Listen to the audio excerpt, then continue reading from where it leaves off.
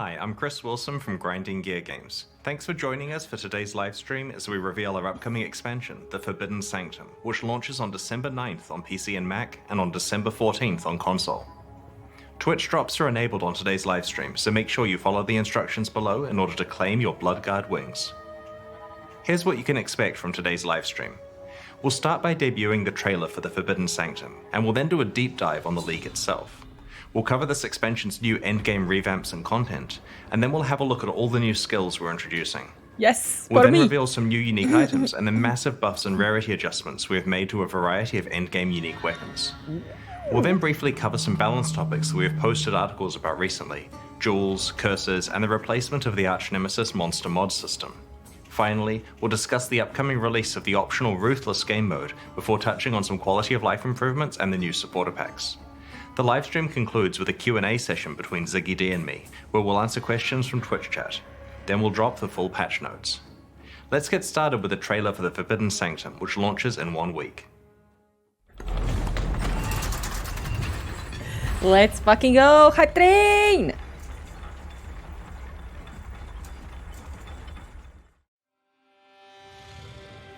Many have met their fate here in the shade of Fell Shrine. So step lightly. But here you are bound by new rules. My rules. New NPC!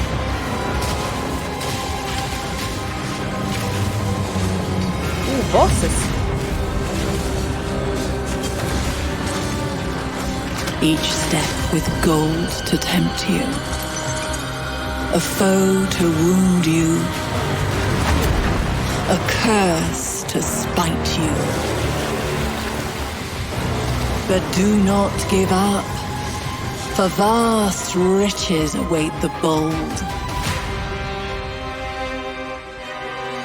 Pillage this sanctum if you must. And one day you may uncover its secrets. Let's go!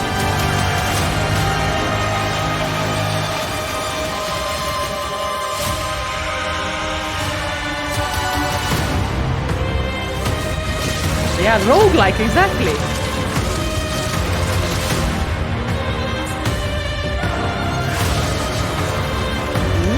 Ooh, let's go.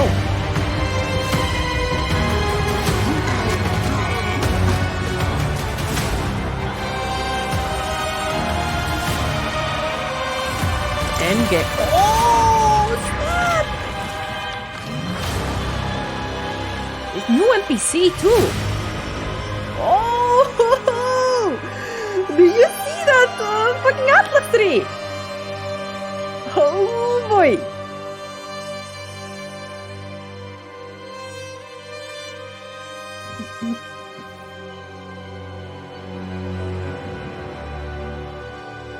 I mean, I don't know, it was a whip. It was an abyss whip. It was a zigzag. I don't know, like 9, 12 notes? I don't know. The Forbidden Sanctum is an old Templar enclave, long rumored to be hidden beneath the Fell Shrine ruins. Abandoned for a long time, it is now controlled by a malevolent entity. In this league, you'll explore it, find out its secrets, and deal with the evil that lurks there. The Sanctum Challenge League is a roguelike game, played out one room at a time as you explore Rayclast and the Atlas in Path of Exile. In every area or map you enter, you can make a choice of which room in the Sanctum you will explore next. It's On like the Sanctum Descent map, Champions! you can see the contents of a few rooms ahead, enabling you to plot a path through its dangerous halls. And the Sanctum is dangerous. Like most roguelikes, you should not expect to be able to complete it on your first try. Getting to the challenge deeper accepted. floors requires experience, knowledge, and luck. You should expect that your early attempts will fail, but over time, you'll be able to push yourself farther and farther. He didn't even die. As you progress deeper into the Sanctum, you'll find a variety of treasures that will help you eventually fight your way to the dangers that await you at the end of its 4 floors. Eventually, by endgame, you may be able to push through all 4 floors to face the final boss. Every roguelike needs a resource to help you track how well the run is going. In the Forbidden Sanctum, it is your resolve, indicated by this bar here. As you explore the Sanctum, your resolve is threatened by the dangers within.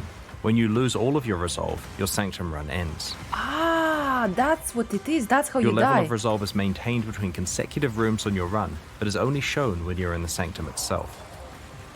The resolve mechanic applies equally to all build archetypes. Your resolve is reduced when you are hit by monsters or environmental hazards in the Sanctum, and these telegraphed attacks are not affected by regular Path of Exile defensive mechanics, such as evasion, armor, or block. While these attacks do some nominal damage to your regular life, the bulk of their impact is against your resolve. Ah, wow. This mechanic cool. provides a mechanism for tracking your progress between rooms, where your regular life pool would long ago have been recovered.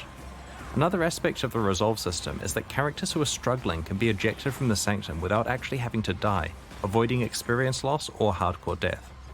Ooh, So maintaining a nice. healthy level of resolve is key as you navigate the Sanctum, and that means making careful choices of what rooms you enter. Let's have a look at some of the things that Sanctum rooms can contain. Afflicted rooms cause you to gain an affliction when you enter them. Afflictions make your Sanctum run more difficult, for example, reducing your resolve recovery, causing rewards to become hidden on the Sanctum map, Oh no. or causing Sanctum rooms to spawn volatile anomalies that follow you. These minor afflictions accumulate as you get deeper and deeper into a run, making it more challenging. Major afflictions exist and are a big deal. They have significant consequences, such as entirely preventing the recovery of resolve. No. Oh So, no. a Sanctum run gets harder and harder as you pick up more afflictions. Sounds great. But every roguelike needs a way for you to gain power throughout your run. In the Forbidden Sanctum, that system is boons. Boons are beneficial buffs that help you as you progress through the Sanctum. Minor boons make things a little easier, such as slowing down monsters or adding a special shield to your resolve called Inspiration. Major boons don't come along often, but have large effects, such as preventing you from receiving more minor afflictions, or recovering your resolve to 50% the next time you run out. Ooh, Due to the fun. vast variety of afflictions and boons, no two runs are the same. Generally speaking, your best Sanctum runs are the ones where the afflictions you choose have little effect on you, and the boons either counteract them or have a large benefit for the strategy you're running. Let's go. Some rooms in the Sanctum contain a fountain, which will restore some of your lost resolve. Ah, Others contain Little. afflicted fountains that restore even more resolve at a cost.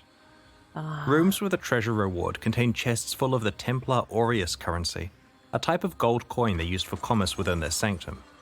You'll also find some Aureus coins from monsters that you kill as you explore. These are picked up automatically, like Azurite, and are not tradable, and Nice, like nice, your nice. afflictions and boons, are lost when your Sanctum run ends. but who do you trade? Some with? rooms contain a merchant who accepts your Aureus coins in exchange for boons. Is this Plan your NPC? purchases carefully, as you may encounter the merchant again later on with even more expensive boons to purchase. Occasionally, the sinister powers controlling the Sanctum will present you with the choice of making an accursed pact. You are given several pacts to choose from and can even opt to take all that you are offered. All pacts have a big upside and a big downside, such as exchanging a portion of your maximum resolve for a random major boon. It's very Okay. dangerous to make a pact, but if you pick the right circumstances, your gamble could pay off. In addition to rewards that help you progress through the Sanctum, many rooms let you immediately receive Path of Exile currency items, but with a twist. Whenever you're offered some currency items that you can receive right away, you are also offered a more valuable option that will be waiting for you after the boss fight at the end of the current floor of the Sanctum. It's a I gamble, because mean- if you fail your run before you reach and defeat the boss, you will not receive the reward you picked. Later All on, the you're way, offered boy. the extreme temptation of getting a massive currency reward that is conditional on completing All the your way. entire Sanctum run without failing. All the way. At a So? specific point in the Forbidden Sanctum storyline, you'll discover a special altar that Templar relics can be placed on. These relics directly affect your Sanctum runs and are not lost Whatever when a this run thing ends. is called from They Diablo. persist throughout the League as a permanent source of Charms. meta progression.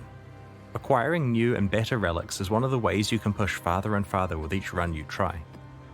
Relics cannot be crafted and cannot be traded, as they represent your personal progression throughout the League. You'll Charms! accumulate more than you can use simultaneously, so you'll have options to fine-tune your strategy from run to run. You can store your extra relics in the Relic Locker, a free storage space like the Expedition Locker. We don't want to spoil important story details, but the end boss of the Forbidden Sanctum can drop unique items from a pool exclusive to this league. Today we'd like to show you a unique amulet called Eternal Damnation. This amulet offers a powerful way to gain additional elemental mitigation by introducing the concept of elemental damage reduction.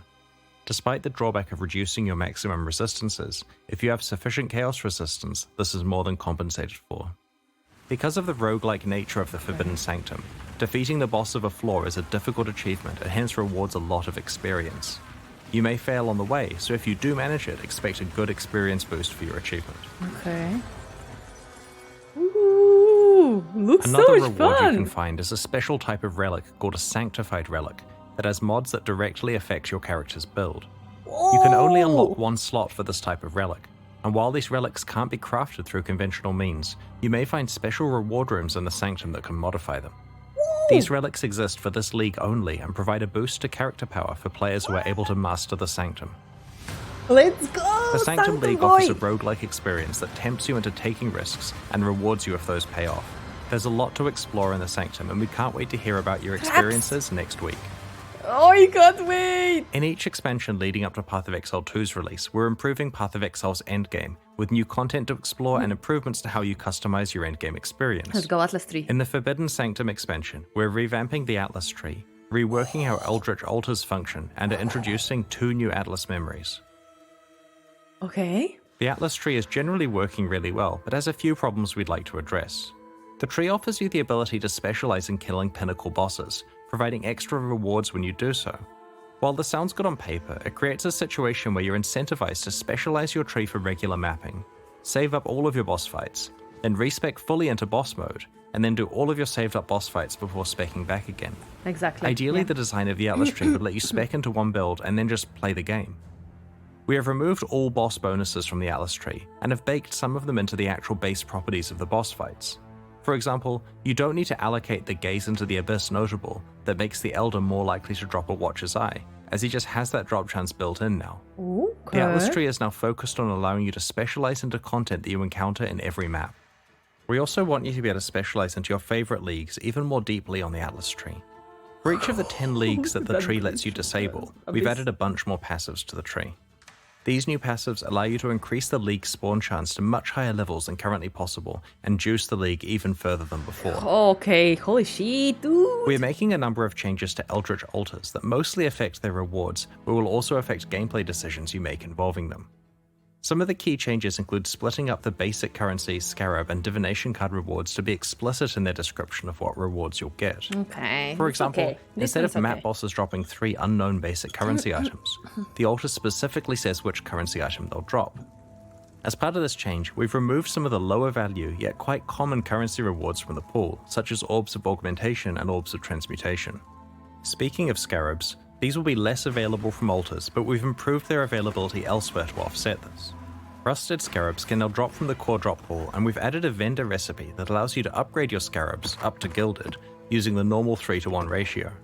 You can also perform this action from your fragment tab using the new upgrade button. Nice, nice, nice. We have made reward types exclusive to different influences, so that you know which influence type to invest in if you want to target farm a certain reward. To give you a specific example, if you run maps influenced by, say, Eater of Worlds, you'll see Divine Orbs from the basic currency reward more than twice as often as before. We've also rebalanced rewards so that choices that affect boss drops or influence monster drops are comparatively more valuable. The Wrath of the Cosmos keystone has been reworked. Previously, it was so rewarding that players felt obligated to use it despite its extreme level of difficulty. It has retained the risk versus reward element, but with the overall intensity toned down. You can now also get awakened gems from defeating Maven Witness map bosses. This additional reward helps further balance the expected returns from the various types of influence. I mean, it's still... For more detail on these changes, check out the Balance Manifesto we posted last week, or the upcoming patch notes. Yeah, this is probably gonna be pretty small chance to get this. In the Lake of Calandra expansion, we introduced Atlas Memories. I think when applied to Eldritch our Atlas, they unlock a still better. sequence of maps that tells the story of an NPC's past. These stories manifest as specialized encounters that involve a new challenge and exciting rewards. In this expansion, we've introduced 2 new Atlas memories, describing events related to beastry and domination. The beastry memory line allows you to capture harvest monsters as beasts for your menagerie. These harvest beasts can be used in 9 new beast crafting recipes. These recipes cover an array of options. For example, you can remove one of the special modifiers from a Watcher's Eye jewel and then add another. This can have potent results, but won't affect the life, mana, or energy shield modifiers. You can re-roll an awakened gem from one type to another. Cool! Another example is that you can also re-roll a synthesis implicit modifier. If your item has more than one synthesis implicit, it will randomly re-roll one of them. The Domination Hoggies. Atlas memory thrusts you into a tale of pantheon gods that stand watch over their shrines. Like regular shrines, these are guarded by monsters and emit a buff that empowers the monsters until you claim that buff for yourself. This Atlas memory introduces a new set of shrines with specialized buffs, guarded by rare monsters that drop tantalizing They're rewards. vibing, guys. They're vibing. The Forbidden Sanctum expansion introduces a new type of shard that can drop from Harbingers, Fracturing Shards. When combined together into a full currency item, you get the Fracturing Orb, which behaves the same as the Fracturing Craft from Harvest. It can be used on any rare item with at least 4 modifiers. When the orb is applied, it locks one of the modifiers in place so that further crafting efforts do not affect that modifier. Items fractured in this way can only have one fractured modifier. Previously, this crafting option was gated behind the Oshabi fight in Harvest. Now that it has been rehomed to Harbinger, the Harvest crafting option is no longer available. This means that you'll be able to use your Harvest Life Force and Oshabi kills on other crafts. Because fracturing shards drop from Harbingers, you'll be able to target farm them by speccing into No Harbinger wonder content it's on so your Atlas expensive stream. on the map device now. The Forbidden Sanctum I expansion mean, introduces a number of free new skill fog. gems. In addition to some new melee VAAL skills we'll discuss later in the livestream, there are 2 totally new skills that we'd like to unveil Okay, today. new skills. Let's go. What's gonna be my Volcanic league stat? Fissure is a new fiery slam skill that can be used with staves, maces, axes, and unarmed attacks. Strike the ground to create a chasm that winds towards your target. This chasm can path around corners before erupting as the fissure gets as close as it can reach. It releases a burst of fiery projectiles that explode on striking the ground. Enemies hit by multiple impacts will take a lot of stacked damage. Use it up close for reliable bursts of damage, or aim far away to damage a larger area. Frozen Legion is an unusual spell, summoning a ring of icy statues that attack with your own weapon damage. The skill has multiple cooldown stacks and consumes all cooldown uses at once to summon a statue for each available cooldown. The statues perform a sweeping ice slash, and these sweeps can overlap, resulting in multiple hits against targets close to you. The spell can be used with staves, maces, and axes. Spell?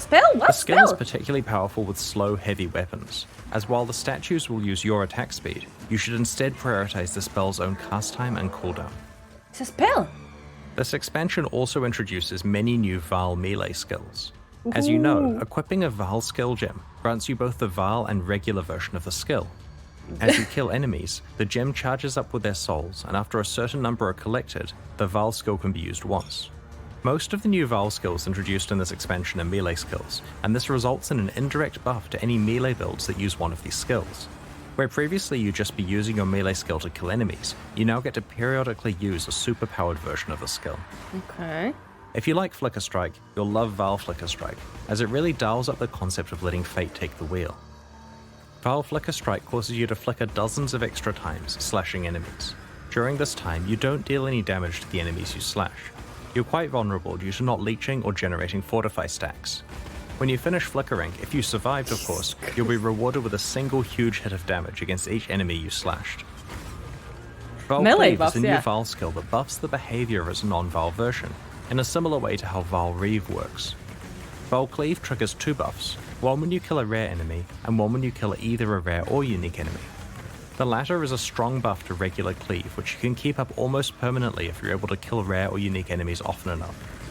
The bonus for killing a rare enemy is that you get to steal its mods for a time. You can enjoy part of the power of having a headhunter without actually needing to find one. Overall, VAAL Cleave is a pretty powerful upgrade to any melee build that could run Cleave.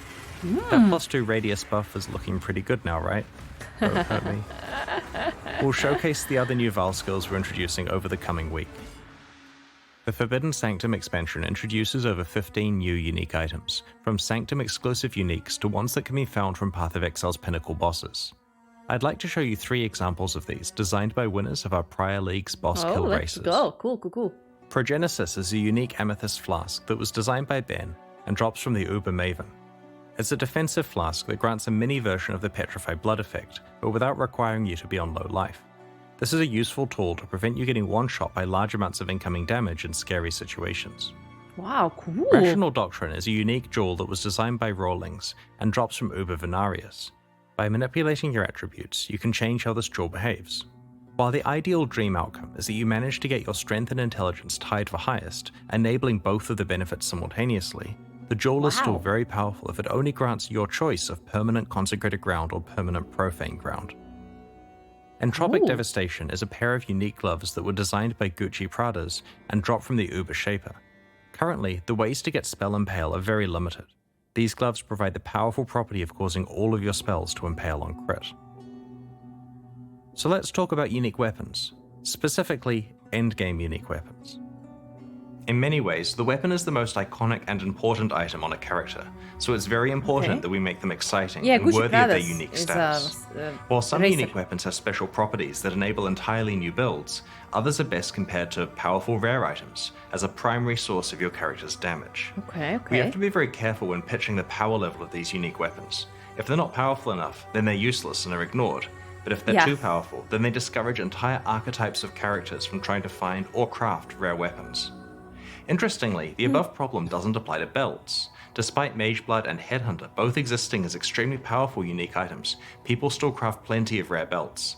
That's because Mageblood and Headhunter are extremely rare, and people don't actually expect they'll reliably get one in a league.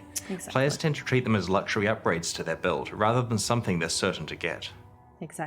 In this expansion, we're promoting 10 iconic but underused unique weapons to the same tier of rarity as Mageblood and Headhunter. We are buffing them a gigantic amount and are making them incredibly hard to find. Remember when Starforge used to be an exciting item? Well, after this change, it certainly is again. It still drops exclusively from the Shaper and the Uber Shaper, but it'll take a lot of runs or a lot of luck to earn it. Just damage buffs, yeah? Over the next week, we'll reveal the other unique weapons that have been just massively damage buffed. buffs. I'm trying to We've look targeted fast. around 10 iconic underused unique weapons and have generally buffed only their damage stat, but by a lot. Yes, damage only. We've made a number of changes to jewels that are covered in a recent balance manifesto, but in case you missed it, we want to quickly summarize what the changes are. In the Forbidden Sanctum expansion, we have made jewels a better source of ailment mitigation by buffing the values of ailment-focused jewel modifiers and adding new modifiers that enable mitigation to a wider variety of ailments than before. Bleeding? We've also removed some ailment mitigation modifiers that were only available on jewels through corruption, because there are now better options through the regular jewel mod pool. This also means that other desirable corruption modifiers, like immunity to corrupting blood, are more likely to roll. We want the moment of finding a unique jewel to be way more exciting than it currently is. We've added a handful of new, very powerful unique jewels and have removed some old, less interesting ones. An example of one of these new unique jewels is Firesong, which propagates any modifiers to your ignite mitigation to other elemental elements. If you're able to substantially reduce the duration of ignites on you, then you can use Firesong to basically shrug off any elemental ailment. For full information about the other changes to unique jewels, check out the Balance Manifesto post we made recently. We've rebalanced curses to make them stronger where they matter most against unique monsters and pinnacle bosses. We have buffed several Hex-related unique items and reworked unique items that previously interacted with Doom. To replace the Doomsday Keystone passive, we've brought back a version of an iconic curse-related keystone from the past. We've introduced some powerful new unique items that interact with hexes, which we'll reveal in the lead up to launch. For more details on changes to curses, check out the Balance Manifesto we posted recently, or the patch notes that will come out after the live stream concludes. Self-casting. When we first created the ARCHNEMESIS monster mod system, our goal was to improve Path of Exile's outdated set of monster mods with new and interesting mechanics that have modern game balance. We feel that ARCHNEMESIS did introduce a lot of interesting mechanics, but it unfortunately had several of its own problems. We have replaced ARCHNEMESIS with a system that is more similar to the way monster mods worked in the past. Wait, they're not color-coded. The new monster mods are a lot simpler. They now each do one thing and very clearly state what they do. Each encounter with a rare monster is now less complex and is easier to understand. Wait, they're not color-coded compared to ARCHNEMESIS. You'll still encounter challenging combinations of mods from time to time, but this emergent synergy will be rarer than it was under ARCHNEMESIS. The goal is that combat is interesting and varied, with moments that get your heart racing, but without the frustrations Previously, we were getting like freaking 20 mods sometimes. Let's talk about rewards. Under ARCHNEMESIS, it often felt mandatory to bring in a magic find culling character to kill some monsters for you in order to maximize your rewards. In the new system, we've added a significant pool of new rewards to rares, but the reward that is on the monster is hidden and not associated with a specific mod, so you don't know what kind of rewards you will get until you kill the monster. Rare monsters with more mods are more likely to have these special hidden reward bonuses. To find out more about other balance changes that are taking place in the Forbidden Sanctum, check out the patch notes, which will be available when the livestream ends. Patch notes! Over the last year or so, some of our senior developers have been tinkering with a more challenging way to play Path of Exile. We've been publicly alpha testing this mode, known as Ruthless, for the last month, and are planning to make it available to anyone who's interested alongside the launch of the Forbidden Sanctum next week. Ruthless is an optional additional character flag like Hardcore or Solo Self-Found that completely changes how Path of Exile feels to Imagine play. completing 40-40 on Ruthless is a lot more difficult than regular Path of Exile, but it doesn't achieve this by making the monsters harder to kill. It instead focuses on reducing character power through extreme item scarcity, limited crafting, and many other changes such as support gems being drop only. We've posted an article about the philosophy and rules of Ruthless on pathofexile.com/ruthless. We plan to release this mode alongside the Forbidden Sanctum expansion in a week. In addition to being a character flag like Hardcore or Solo Self-Found, it's also available as a modifier for private leagues. To be clear, the Forbidden Sanctum League content can be played in Ruthless with appropriately balanced rewards. Ruthless is still very experimental during 320, and we won't be afraid to make mid-league balance changes to it during this experimental phase. Ruthless is not for everyone, but so far it has found a supportive and growing group of players who enjoy the additional challenge that it brings. Definitely not for me. If it sounds like something you're interested in, then try it out next time you're looking for a new way to enjoy Path of Exile. Definitely not for me. This expansion also contains a number of Quality small of life, quality of let's life go! improvements. Some examples are Divine Vessels can now be used by right-clicking them rather than taking them to Sin. On the player overhead life bar, the energy shield bar is split into a separate bar. You can now right-click an itemized Temple of Atsuatl to see its layout. And most importantly, beast crafting recipes that add mods to flasks now actually say what the mods do. We'll post more information about these and other quality of life improvements in the lead up to release. Let's go! Today we're launching 2 new series of supporter packs, the Forge and Gemling packs. Each tier contains the pack's full face value and points, plus several exclusive microtransactions. These packs will only be available for the duration of the Sanctum Challenge League and will leave the store forever in 3 months. As always, these microtransactions are entirely cosmetic and do not affect your character's progression or power. The Forge series of supporter packs contains 6 exclusive microtransactions. You just have to be streaming Path of Exile. The Clockwork back attachment ramps up as you build a kill streak, building pressure and releasing it when your streak ends.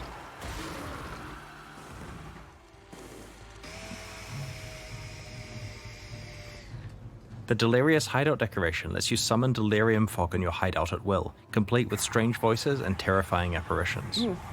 Feeling okay? You're looking a little pale. Hey, that's pretty cool. Oh god, that's creepy, but cool. The Forge Guard armor set summons a hammer and anvil so that everyone nearby can watch you craft. Oh, that's pretty cool. Oh, it's so cool, actually. The Ethereal Fusing effect turns your item linking attempts into a spectator sport. If you manage to hit a 6 link, people watching are even prompted to send a congratulatory message. Oh, that's so cool! Oh, that's so nice. Summoning the Crow Storm portal effect causes a murder of crows to erupt from the portal. The portal becomes dormant if you are too far away from it, causing the crows to take to the skies. Oh, that's really cool The also. High Templar weapon effect smites the undead you fight and scours the souls of those you put to rest. The Gemling Pack series also has 6 exclusive microtransactions. Kadiro! The Beehive weapon effect lets your weapon play host to a swarm of angry bees, which erupt from the hive whenever you hit an enemy with the weapon. That's so Critical funny. hits cause the hive to send out its best warriors. Oh, that's pretty The funny. Stampede Quicksilver Flask makes you the leader of your own personal rower herd. Activating the flask causes a host of ghostly rowers to charge alongside you. This is the Gemling Artificer armor set. It is inlaid with gems that match the gems you've socketed in your items. Cool. Crafting gems with gem cutters prisms, VAAL orbs, or regrading lenses visualizes the process for all to see. This armor set also includes alternate gem level up effects.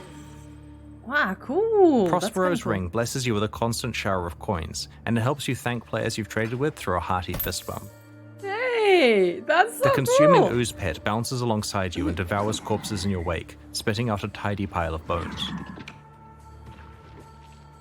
Finally, this pack allows you to reunite with Kadiro Perandus, inviting him to your hideout as a vendor. In addition to buying items from you and using his connections to accept your divination cards, he'll provide commentary on your goods, equipment, and anything else he sees fit to judge you for. That might be a little too much to drink, even for me. Oh, that's Kadiro so has hundreds of cool. lines of voice acting. What? Oh, a mighty headhunter. I'm so impressed. Try to duck when the brain fragments splatter everywhere. You wouldn't want to sully your armor. Dang! These pay new to packs are win! available right now at pathofexile.com/purchase. Purchases like these directly fund the ongoing development Pay of Path to of Exile 1 win, and 2, man! and we really appreciate your support. Meanwhile, the Knight and Rogue packs leave the store forever in 1 week, so now's your last chance to purchase them. Dang it! The Calandra edition of Kirik's Vault Pass is only available until the end of the Calandra League, and will be replaced with a new set of unique items when the Forbidden Sanctum launches. By the way, we're hoping to film Season 11 of Build of the Week once the Forbidden Sanctum comes out. If you want to submit your build for the season, share your build guide on the class forums on pathofexile.com. Okay, good. Next up, we've got the Q&A with Ziggy D. Once that ends, we'll post the full patch notes for the Forbidden Sanctum.